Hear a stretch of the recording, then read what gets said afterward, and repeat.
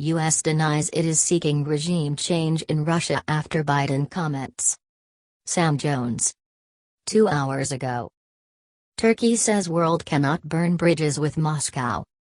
Chile, students force closure of Santiago schools over sexual. The U.S. Secretary of State, Antony Blinken, has insisted the country does not have a strategy of regime change in Russia, or anywhere else, hours after President Joe Biden described Vladimir Putin as a butcher who cannot remain in power. Blinken's intervention is the latest White House attempt to walk back the inflammatory remarks Biden made in a speech in Poland on Saturday. Photograph, Evan Vasayapy. Copyright provided by The Guardian. Photograph, Evan Vasayapy. In comments taken by many as a call for regime change in Moscow, Biden said, "For God's sake, this man cannot remain in power." The U.S. president said Putin was bent on violence, adding there was simply no justification or provocation for Russia's choice of war in Ukraine. Minutes after Biden spoke, the White House scrabbled to play down his words, saying the president was not discussing Putin's power in Russia, or regime change.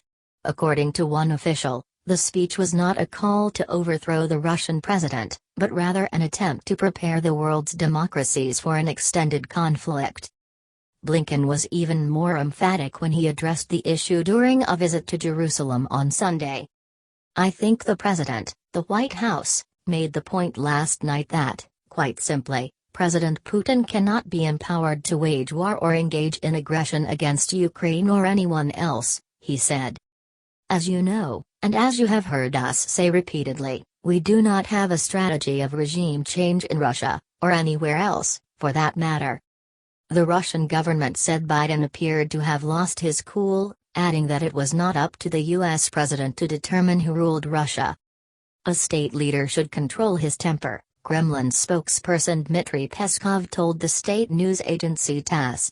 "Personal insults like this narrow the window of opportunity for our bilateral relations under the current U.S. administration. It is necessary to be aware of this." Biden's comments have also caused consternation in the U.S. and beyond. Richard Haass, the veteran American diplomat and president of the U.S. Council on Foreign Relations, said his words had been counterproductive and damaging. "The comments by POTUS made a difficult situation more difficult and a dangerous situation more dangerous," Haass wrote on Twitter. "That is obvious. Less obvious is how to undo the damage, but I suggest his chief aides reach their counterparts and make clear U.S. prepared to deal with this Russian government." Haass added, "As has been said, you can only go to war with the army you have. No less true is you can only end a war with the adversary you have. That Putin's Russia has acted criminally does not alter this truth. Regime change may be a hope, but it cannot constitute the basis of our strategy." Tobias Ellwood, the British MP who serves as the chair of the Commons Defence Select Committee, said the comment had been unwise and would be seized on by Putin. "It's for the Russian people to draw this obvious conclusion," Ellwood wrote on Twitter. "Putin, Xi, and many Russians, will now read regime change as POTUS' wider objective, beyond supporting Ukraine. Putin will spin this, dig in and fight harder." The British government said Putin's future was a matter for the people of Russia. "The Russian people, I think, are pretty fed up with what is happening in Ukraine, this illegal invasion, the destruction of their own livelihoods. Their economy is collapsing around them, and I think the Russian people will decide the fate of Putin and his cronies," the Education Secretary, Nadim Zahawi, told Sky News on Sunday morning. Asked whether Biden had been wrong to say what he had, Zahawi replied, "No, what I'm saying to you is the White House has been very clear on this. The president gave a very powerful speech on this, and I think both the United States and the United Kingdom agree that it's up to the Russian people to decide who should be governing them." Biden's address came as Russia launched symbolic missile strikes on the Ukrainian city of Lviv, 40 miles from the Polish border.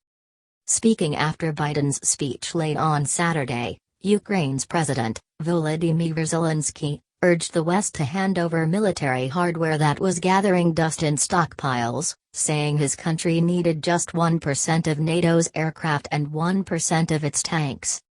Western nations have so far given Ukraine anti-tank and anti-aircraft missiles as well as small arms and protective equipment, but have not offered any heavy armor or planes.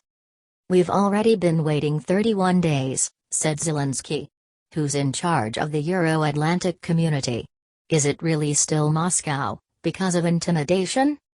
Ukraine's Interior Ministry said on Sunday that Russia's targeting of the country's fuel and food storage centers meant the government would have to disperse stocks of both in the near future, while the head of Ukrainian military intelligence said Russia was trying to split Ukraine in two to create a Moscow-controlled region after failing to take over the whole country.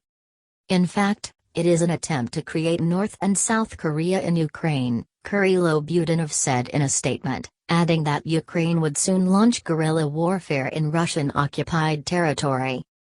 Meanwhile, the leader of the Russian-backed, self-proclaimed Luhansk People's Republic in eastern Ukraine said the region could hold a referendum soon on joining Russia.